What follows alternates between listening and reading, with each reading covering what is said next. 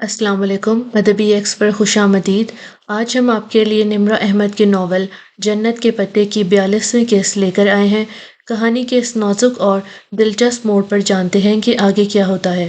तो चलें शुरू करते हैं आज की किस्त। अगर आप नए हैं तो सब्सक्राइब करना ना भूलें ताकि आप हर नई किस्त से जुड़े रहें। वो लोग जल्द ही इंताकिया छोड़कर अदा न चले आए। यहाँ से वो कुछ अरसे बाद कोनिया मुंतकिल हो गए और जब वो 12 बरस का हुआ तब 4 बरस की खाना बदोशी के बाद वो इस्तंबुल वापस आ गए। मम्मी ने बताया कि अब उन्हें हुकूमत ने इजाज़त दे दी है और ये कि अब वो आराम से इस्तंबुल में रह सकते हैं। मगर आराम से वो तब भी नहीं रहने लगे थे। मम्मी वैसे ही जॉब करती, अलबत्ता अब्बा बदलते जा रहे थे। वो पहले से ज़्यादा मुस्तरब और चिड़चिड़े रहने लगे थे। कभी कभी वो गुस्से में इतने बेकाबू हो जाते कि ऐसे लगता वो पागल होते जा रहे हैं। तब उसे वो पाक स्पाई बहुत याद आता। फिर एक रात मम्मी के साथ लेटे हुए छत को तकते उसने उनसे पूछ ही लिया, मम्मी ये पाक स्पाई कौन होता है? मम्मी चंद लम्हे खामोश रहीं, फिर कहने लगी, बेटा पाकिस्तान की फ़ौज में जो खुफिया एजेंसीज होती हैं उनमें बहुत से फ़ौजी और गैर फ़ौजी काम करते हैं। इन अहलकारों में से कुछ तरबियत याफ्ता एजेंट होते हैं। वो अपने मुल्क के राज़ों की हिफाजत के लिए दूसरे मुल्कों के राज चुराया करते हैं। मगर वो करते क्या हैं? वो दूसरे ममालिक में जाकर जासूसी करते हैं। भेस बदल बदल कर वो हर जगह फिरते हैं। उनका कोई एक नाम या एक शनाख्त नहीं होती। उनका कोई एक घर या एक फैमिली नहीं होती। वो कभी कुछ और कभी कुछ बन जाते हैं। उनको ये सब सिखाया जाता है ताकि वो जागे और पाकिस्तान के लोग सुकून से सो सकें। वो अपने मुल्क की आंखें होते हैं। और फिर इनको क्या मिलता है? कुछ भी नहीं, मम्मी ने गहरी सांस लेकर कहा। जब कोई वर्दी वाला सिपाही महाज पे लड़ता है तो अगर वो जिंदा रह जाए तो गाजी कहलाता है, जान कुर्बान करे तो शहीद। एजाजात सिर्फ वर्दी वाले को मिलते हैं। उनके नाम पे से सड़कें और चौक मंसूब किए जाते हैं, उन पे फिल्में बनाई जाती। मगर जो जासूस होता है ना, वो अनसंग हीरो होता है। बेनामो निशान खामोशी से किसी दूसरे मुल्क में जिंदगी बसर करता, वो अकेला तन्हा ही काम किया करता है। और अगर गिरफ्तार हो जाए तो अमूमन उसे बचाने के लिए कोई नहीं आता। क्यों? वो हैरान हुआ। बेटा यही इस पेशे की मजबूरी होती है। गिरफ्तार होने की सूरत में जासूस का मुल्क, हुकूमत, फौज, एजेंसी कोई भी खुल्लम खुल्ला उसे ओन नहीं करती। अगर इनसे पूछा जाए तो साफ इनकार कर दिया जाता है। दूसरे तरीकों से वो उसे जेल से भगाने की कोशिश ज़रूर करते हैं, लेकिन अगर ये ना हो सके तो जासूस को सारी ज़िंदगी जेल में रहना पड़ता है। अगर वो राज उगल दे तो वो गद्दार कहलाता है।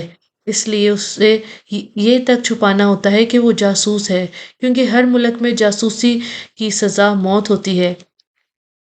फिर अगर उस पे जासूसी साबित हो जाए तो उसे मार दिया जाता है और उसकी लाश कहीं बेनामो निशान दफन की जाती है या किसी भी तरह डिस्पोज ऑफ कर दी जाती है। और बाज़ दफ़ा कितने ही अरसे तक उसके ख़ानदान वालों को भी पता नहीं चलता कि वो कहाँ है। उसका जनाजा तक नहीं पढ़ाया जाता। उसकी आंखों के सामने अंताकिया में फवारे के साथ खोदी गई कब्र घूम गई, बेनामो निशान कब्र। फिर तो उसको कुछ भी नहीं नहीं मिला मम्मी। बेटा जो आदमी खुद को इस काम के लिए पेश करता है वो इस बात से वाकिफ होता है कि गिरफ्तार होने या दियारे गैर में मारे जाने के बाद उसके साथ क्या होगा। उसको तारीख कभी हीरो के नाम से याद नहीं करेगी। उसके मुल्क में उसकी फाइल पे टॉप सीक्रेट या क्लासिफाइड के मोहर लगाकर बंद कर दी जाएगी। वो ये सब जानते बूझते भी खुद को इस जॉब के लिए पेश करता है। पता है क्यों? क्यों? उसने अपना पसंदीदा सवाल फिर से। क्योंकि बेटा जो शख्स अपनी जान के ज़रिए अल्लाह की राह में लड़ता है उसे दुनिया की एजाज़ात और तारीख में याद रखे जाने या ना रखे जाने से फ़र्क नहीं पड़ता। उसे इस बात से फ़र्क भी नहीं पड़ता कि गिरफ्तारी की सूरत में सब उसे छोड़ देंगे और मौत की सूरत में कोई उसका जनाजा भी उठाने नहीं आएगा, क्योंकि उसे अल्लाह ताला की रज़ा चाहिए होती है और जिसे ये मिल जाए उसे और कुछ नहीं चाहिए होता। मम्मी अक्सर उसे ऐसी बातें बताया करती, फिर एकदम चुप हो जाती और फिर अपनी रूह में कहती, अपने मुल्क के राज कभी नहीं बेचने चाहिए। इंसान भी कितनी थोड़ी कीमत पे राजी हो जाता है। اس وقت ان کی آنکھوں میں ایک لو دیتی اذیت ہوتی۔ بہت عرصے بعد جہان کو اس تاثر کی وجہ سمجھ آئی تھی، اور یہ تب ہوا جب ان کی جدیسی گلی سے پچھلی جدیسی میں رہنے والے ایک لڑکے حاکان نے اس پہ راہ چلتے فکرہ اچھالا کہ وہ پناہ گزین ہے، اور یہ کہ اس کا باپ ایک مفرور مجرم ہے۔ اس نے حاکان کو کچھ بھی نہیں کہا، مگر رات جب ممی سے پوچھا تو انہوں نے بتا دیا سب کچھ صاف صاف کہ کس طرح ابا سے غلطی ہوئی اور اس کی سزا وہ بھگت رہے تھے، جلا وطنی کی سزا، اور ترک حکومت نے رحم کھاتے ہوئے انہیں سیاسی پناہ بخشی تھی۔ تب اسے لگا وہ بھی وظیفہ لینے والوں کی قطار میں عدالت میں کھڑا ہے اور چپراسی زور زور سے صدا لگا رہا ہے سکندر شاہ غدار کے ورثہ حاضر ہوں۔ اس سب کے باوجود وہ ابا سے نفرت نہ کر سکا۔ وہ ان سے اتنی ہی محبت کرتا تھا جتنی پہلے۔ ابا ویسے ہی اب بیمار رہنے لگے تھے۔ ممی کبھی کبھی ان کو ڈاکٹر کے پاس لے جایا کرتی تھی، مگر ان کے اخراجات، اس کی پڑھائی، ممی کو ڈبل شفٹ کام کرنا پڑتا۔ رات میں کبھی کبھار وہ ممی کو لاؤنج میں پاؤں اوپر کر کے بیٹھے تلوں پر بنے چھالوں پہ دوا لگاتے دیکھتا۔ ان کے ہاتھ سوئی، موتی، کپڑے، دھاگے اور کینچی سے آشنا ہو کر اب سخت پڑتے جا رہے تھے۔ تب وہ سوچتا کہ وہ بہت محنت کر کے بہت امیر آدمی بنے گا تاکہ ممی کو کام نہ کرنا پڑے اور وہ انہیں جہانگیر والا گھر دوبارہ خرید کر دے سکے۔ مگر وہ وقت کوسے قزح کی طرح دور چمکتا تو دکھائی دیتا تھا، لیکن اگر وہ اس کے پیچھے بھاگتا تو وہ غائب ہو جاتا۔ ایک روز وہ اسکول سے آیا تو ممی اپنا زیور الٹ پلٹ کر دیکھ رہی تھی۔ ان کے چہرے کے افسردہ تاثرات کو دیکھتے ہوئے وہ ان کے پاس آ بیٹھا۔ ممی، کیا آپ اپنا زیور بیچ دیں گی جیسے دادا نے جہانگیر والا گھر بیچا تھا؟ ممی بے دلی سے مسکرا دی۔ چیزیں اسی لیے تو ہوتی ہیں، میں تمہارے ابا کے اس پیسے کو ہاتھ نہیں لگانا چاہتی جو بینک میں رکھا ہے اور جس نے ہم دونوں کو اپنے ملک کے سامنے شرمندہ کر دیا ہے، اس لیے زیور بیچ رہی ہوں۔ مگر تم یہ بات کسی کو نہیں بتاؤ گے، کیا تمہیں راز رکھنے آتے ہیں جہان؟ وہ اکثر دادا کو جہان سے یہ فقرہ کہتے سنتی تھی، اس لیے دہرایا تو اس نے پرملال مسکراہٹ کے ساتھ سر اس بات میں ہلا دیا۔ ممی نے زیور بیچ دیا۔ کچھ وقت کے لیے گزارا ہونے لگا، مگر پھر اس کا دل چاہنے لگا کہ وہ بھی کچھ کام کر کے پیسہ کمائے تاکہ اس کی ماں کے ہاتھ نرم پڑ جائیں اور ان کے پیروں سے چھالے مٹ جائیں۔ یہی سوچ کر اس نے پچھلی جدیسی کے حاکان کے چچا کرامت کی ورک شاپ میں کام کرنے کے لیے خود کو پیش کر دیا۔ کرامت بے کا بیٹا علی کرامت اس کا کلاس فیلو بھی تھا، سو اس کو کام مل گیا۔ اس کو راز رکھنے آتے تھے، سو یہ بات اس نے ممی سے راز رکھ لی۔ کرامت بے کی گاڑیوں کی ورک شاپ ان کے گھر کے ساتھ تھی، یعنی جہان کے گھر سے پچھلی گلی میں۔ جہان کا گھر بالائی منزل پہ تھا۔ اگر وہاں سے کھڑے ہو کر دیکھا جائے تو کرامت بے کا گھر اور ورک شاپ دونوں دکھائی دیتی تھی۔ ورک شاپ گلی کے بالکل نکڑ پہ تھی۔ اس سے آگے دوسری گلی میں مڑو تو کمرشل ایریا شروع ہو جاتا تھا۔ ایک روز ممی نے اس کے کمرے میں کھڑکی سے جھانکا تو ورک شاپ میں ہاتھ منہ کالا کیے کام کرتا نظر آ گیا۔ یہ وہ وقت تھا جب وہ کھیلنے کے لیے جانے کی اجازت لے کر جایا کرتا تھا اور ممی کو علم ہوتا تھا کہ وہ علی کرامت کے گھر جا رہا ہے۔ آج ان کو پتہ لگ گیا کہ اصل میں وہ کہاں جا رہا تھا۔ جب وہ گھر آیا تو انہوں نے ساری بات دہرا دی، مگر نہ اسے ڈانٹا نہ ہی خفا ہوئی۔ تم ورک شاپ میں کام کرتے ہو، اخبار بیچو یا پھولوں کے گلدستے بناؤ، کبھی ان کاموں میں اتنا پیسہ نہیں کما سکو گے کہ اپنی پوری کتابیں بھی خرید سکو۔ اس کے باوجود میں تمہیں نہیں روکوں گی۔ میں اپنے بیٹے کو مضبوط اور محنتی دیکھنا چاہتی ہوں۔ اس نے ہمیشہ کی طرح اسباب میں سر ہلا دیا۔ کمائی نہ ہونے کے برابر تھی، مگر پھر بھی اسے کام کرنا اچھا لگتا تھا۔ اس نے ممی سے کہا کہ وہ بڑا ہو کر مکینک بنے گا۔ ابھی تم نے زندگی میں بہت کچھ دیکھنا ہے، بہت سے پیشے دیکھ کر تم کہو گے تم نے وہی بننا ہے، لیکن اصل میں انسان کو وہی پیشہ اپنانا چاہیے جس کے مطابق اس کی صلاحیت ہو۔ بہت دور ہے کہ تم کیا بنو گے، مگر تب بھی وہ جانتا تھا کہ وہ مکینک ہی بنے گا۔ یہی اس کی منزل تھی۔ پھر کبھی کبھی وہ خواب اسے ستاتا، وہ خواب جس نے ان برسوں میں کبھی اس کا پیچھا نہیں چھوڑا تھا، وہ پاک صفائی اور اس کا روشن چہرہ۔ تب اس کی خواہش ہوتی کہ وہ بھی اس جیسا ہی بنے، لیکن پھر وہ ڈر جاتا۔ معلوم نہیں کیوں۔ اس کا یہ خوف، یہ عجیب سا الجھن بھرا ڈر کب نکلا؟ شاید تب جب اس نے فریحہ کرامت بے کی بھائی کی بیوی تھی، دراز قد، اسمارٹ، خوبصورت، سبز آنکھوں اور کندھوں تک گرتے اخروٹی بالوں والی۔ اس کا لباس، اس کا اٹھنا بیٹھنا، اس کے ناز و انداز، سب میں ایک شاہانہ جھلک ہوتی تھی۔ وہ بہت مغرور، بہت طرح دار سی تھی۔ اس کا بیٹا حاکان بھی اتنا ہی مغرور اور نکچڑا تھا۔ فریحہ کا شوہر اکان معمولی صورت کا تھا، جبکہ کرامت بے کافی وجیح تھا۔ اس لیے حاکان، جو عمر میں جہان سے 2 برس ہی بڑا تھا، ہر جگہ اپنی ماں کی حسن کے قصے سنایا کرتا تھا۔ وہ لوگ پیچھے سے عرب تھے، آپس میں عربی بولا کرتے۔ ایک روز فریحہ اکان ان کے اسکول آئی تو حاکان نے سب کے سامنے اپنی ماں کو گلاب کا پھول پیش کرتے ہوئے عربی میں کچھ کہا۔ میں انت مرہ جمیلہ ہی اسے سمجھ آیا۔ اس نے علی کرامت سے مطلب پوچھا تو اس نے بتایا کہ مرہ جمیلہ بہت بہت خوبصورت عورت کو کہتے ہیں۔ اسے انت بھی بھول گیا تھا، صرف مرہ جمیلہ ذہن پہ نقش رہ گیا۔ بے حد حسین عورت مرہ جمیلہ۔ جب ممی اپنے زیور بیچ رہی تھی تو انہوں نے بتایا تھا کہ انہوں نے ایک نیکلس رکھ لیا ہے، وہ اسے نہیں بیچیں گی کیونکہ وہ اسے حیا کو دے گی۔ تم ہمیشہ یاد رکھنا، میں تمہاری شادی اپنے بھائی کے گھر میں ہی کروں گی، اس لیے تمہیں استنبول میں کوئی لڑکی خوبصورت نہیں لگنی چاہیے، سن لیا تم نے؟ مگر فریحہ کافی خوبصورت تھی، اسے بھی اچھی لگی، لیکن اتنی بھی نہیں کہ اسے وہ مرہ جمیلہ ہی کہہ دے۔ حاکان نے اس کا جھگڑا گیم کے دوران ہوا۔ ورک شاپ میں کام ختم کر کے وہ جدیسی میں کھیلتے علی کرامت، حاکان اور دوسرے لڑکوں کے ساتھ شریک ہوا تھا۔ حاکان کو اعتراض تھا، مگر علی کرامت کا کہنا تھا کہ جب دوسرے آدھے گیم کے دوران شامل ہو سکتے ہیں تو جہان کیوں نہیں؟ اس کا اشارہ حاکان کی جانب تھا، جو گزشتہ روز اسی طرح شامل ہوا تھا۔ مجھ میں اور اس میں فرق ہے، میں حاکان اکان رضا ہوں اور یہ ایک پناہ گزین کی اولاد۔ جہان نے ہاتھ میں پکڑی سر گیند اس کو دے ماری۔ اس نے بروقت سر نیچے کر لیا، مگر پھر تن فن کرتا آگے بڑھا۔ تھوڑی ہی مار کٹائی کے بعد لڑکوں نے انہیں چھڑا لیا۔ وہ وہاں سے یوں بکھرے کہ حاکان کا ہونٹ پھٹا ہوا تھا اور جہان کی نکسیر پھوٹی ہوئی تھی۔ گھر آ کر اس نے چپ چاپ خون صاف کر لیا۔ اصل اذیت اس تانے کی تھی جو اسے دیا گیا تھا، جیسے منہ پر چابک دے مارا ہو۔ وہ تکلیف بہت زیادہ تھی، پھر بھی وہ ابا کے خلاف نہ جا سکا، شاید اس لیے کہ اس کی ماں نے کبھی اسے باپ کے خلاف نہیں بھرا، بلکہ ہمیشہ یہی سکھایا کہ نفرت گناہ سے کی جاتی ہے، گناہ گار سے نہیں۔ حاکان نے البتہ چپ چاپ اپنا خون صاف نہیں کیا۔ اس کا ثبوت یہ تھا کہ فریحہ تن فن کرتی ان کے گھر آتی، بلند آواز اور رعونت سے اس کو بہت سی باتیں سنا کر گئی۔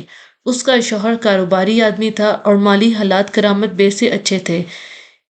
اسے اسی پیسے کا غرور تھا۔ یہی نہیں، اس نے جا کر میونسپلٹی والوں سے بات بھی کی کہ ان سیاسی پناہ گزینوں کو کہیں اور رہائش اختیار کرنے کو کہا جائے، ورنہ وہ ماحول خراب کریں گے۔ ممی کو اس بات کا علم نہ ہو سکا، وہ گھر پر نہ تھی۔ ابا ان دنوں بیمار رہنے لگے تھے، سو کمرے میں تھے۔ اس نے اکیلے فریحہ کی باتیں سنی، مگر چپ رہا۔ میونسپلٹی والی بات اسے علی نے بتائی، اس کا دل جیسے ٹوٹ سا گیا۔ ابا کی وجہ سے، بلکہ اس نے اپنے جھگڑے کی وجہ سے ان کو یہ گھر چھوڑنا پڑے گا۔ اتنی مشکل سے ممی خرچے کی گاڑی کھینچ رہی تھی، اب ان کو مزید تکلیف سہنی پڑے گی۔ وہ بہت پریشان ہو گیا۔ تم ان باتوں سے پریشان مت ہو بچے، کوئی نہ کوئی راستہ ضرور نکل آئے گا۔ راستہ ہمیشہ ہوتا ہے، بس ڈھونڈنا پڑتا ہے۔ علی کی بات سن کر اس کی ممی نے کہا تھا۔ اس نے سر اٹھا کر ان کو دیکھا۔ وہ اس وقت کچن سلیب کے سامنے کھڑی تھی۔ وہ باہر کام سے آئی تھی اور ابھی ابھی انہوں نے اسکارف سے کیا گیا نقاب اتارا تھا۔ اب وہ ٹشو سے چہرے پہ آیا پسینہ تھپتھپا رہی تھی۔ ان کا رنگ سیاہ تھا، وہ مصری تھی، مصری سیاہ فام، مگر پھر بھی ان کے چہرے پہ ایسی روشنی، ایسا نور تھا کہ وہ نگاہ نہیں ہٹا سکتا تھا۔ اسے وہ بہت خوبصورت لگتی تھی۔ اس دن ان کی بات سن کر وہ خاموشی سے اٹھ گیا، مگر بعد میں مارکیٹ جا کر اس نے کارڈ خریدا اور اس پہ انگریزی میں لکھا، "یو آر مائی مرہ جمیلہ"۔ ساتھ میں ان کا نام اور فقط میں اپنا نام لکھ کر اس نے کارڈ کو خط کے لفافے میں ڈالا اور گوند سے لفافہ بند کر دیا۔ اس کا ارادہ تھا کہ صبح جا کر چپکے سے یہ ان کو دے آئے گا۔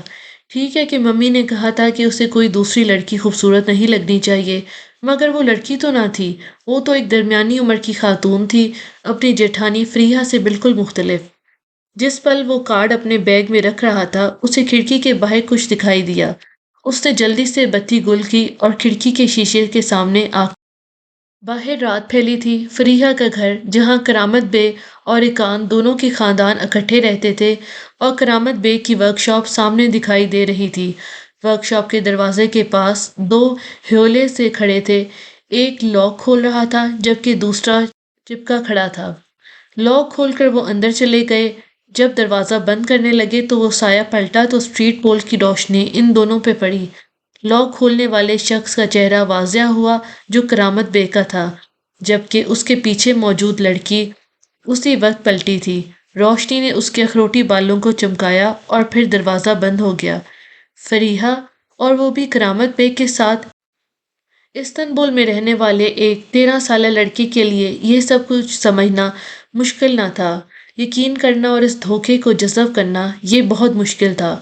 وہ کتنی ہی دیر تو تحیر کے عالم میں وہیں بیٹھا رہا تھا۔ پھر ہر رات اس نے ان پہ نظر رکھنا شروع کر دی۔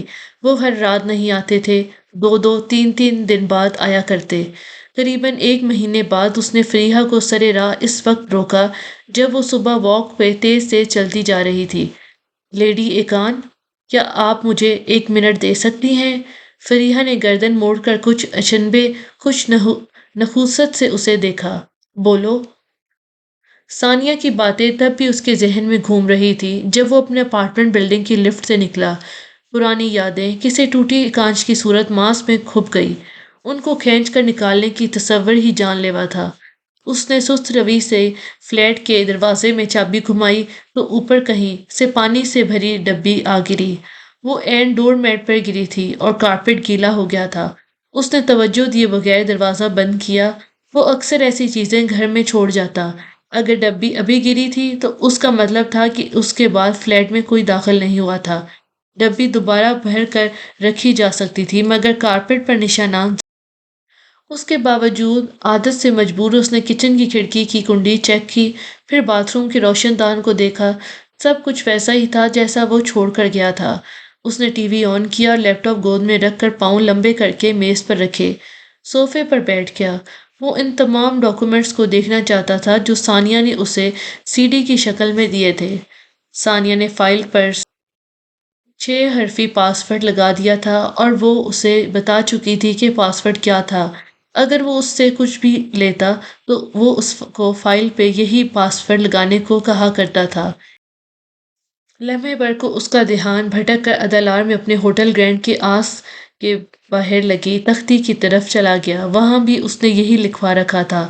اس سے عمومی تاثر یہی پڑتا تھا کہ ARP کا مطلب عبد الرحمن پاشا ہے، جبکہ ایسا نہیں تھا۔ وہ جب بھی خود کو ARP لکھتا وہ اس سے مراد کبھی بھی عبد الرحمن پاشا نہیں لیا کرتا تھا۔ ARP کا مطلب اس کے نزدیک فائلز کا مطالعہ کرتے ہوئے بھی وہ ذہنی طور پہ الجھا ہوا تھا۔ ممی نے صبح اسے جتنی تاکید سے کہا تھا کہ وہ ماموں سے مل لے، اب اگر وہ نہیں جائے گا تو وہ ہرٹ ہوگی، اور یہی وہ چیز تھی جو وہ نہیں چاہتا تھا۔ اسے جانا ہی پڑے گا۔ وہ جتنا اس رشتے اور ان رشتے داروں سے اعتراض برتنے کی کوشش کر رہا تھا، اب اتنے ہی وہ اس کے سامنے آ چکے تھے۔ بہت بے دلی سے اس نے لیپ ٹاپ بند کیا اور پھر کلائی پہ بندھی گھڑی دیکھی۔ رات کے 9 بج رہے تھے۔ ماموں کا گھر یہاں سے 10 منٹ کی ڈرائیو پر تھا۔ کیا وہ ابھی ہی چلا جائے؟ گاڑی آج اس کے پاس نہیں تھی، سروس کے لیے دی ہوئی تھی، اسے کل ملنا تھا۔ اگر ہوتی تب بھی وہ ٹیکسی پر ہی جاتا، کیونکہ وہ ان کو یہی تاثر دے گا کہ وہ ترکی سے آج آیا ہے۔ البتہ وہ ان کے گھر رکے گا نہیں، واپس آئے گا، کہہ دے گا کہ وہ ہوٹل میں رہائش پذیر ہے وغیرہ وغیرہ۔ کور اسٹوری تو اس کے پاس ہمیشہ۔ وہ اٹھا، پہنی، جاگر کے تسمے باندھے اور والیٹ اٹھا کر جانے لگا۔ پھر خیال آیا کہ وہ خط کے لفافے اٹھا لے جن کو اسے پرانی تاریخوں میں اسٹیمپ کروا کر میڈم سیکنڈ سیکرٹری کو بھیجنا تھا۔ یہ کام ماموں کے گھر جانے سے زیادہ ضروری تھا، پہلے اسے یہی کرنا چاہیے۔ پانی کی ڈبی دروازے کی اوپری جگہ پر احتیاط سے رکھ کر اس کی ڈور پھنسا کر وہ باہر نکل آیا۔ ٹیکسی نے اسے मामू के सेक्टर के मरकज पे उतारा। यहाँ से उनका घर 100 कदम के फासले पर था। जिस दिन वो इस्लामाबाद पहुंचा था, उसने यूं ही सरसरी सा वो रास्ता समझ लिया था। शायद उसके लाशऊर में ये बात बैठी हुई थी कि इस दफा उसे मरकज पे एक कोरियर सर्विस की शॉप सामने ही थी। उसके सामने फूल वाला बैठा था। मुख्तलिफ रंगों और किस्मों के फूल सजाए वो इन पे पानी छिड़क रहा था। फूल, उसे चाहिए कि वो उनके घर कुछ लेकर जाए। फूलों से बेहतर कोई तोहफा नहीं था। वो हमेशा ही एक बहुत कीमती और खूबसूरत तोहफा होते हैं।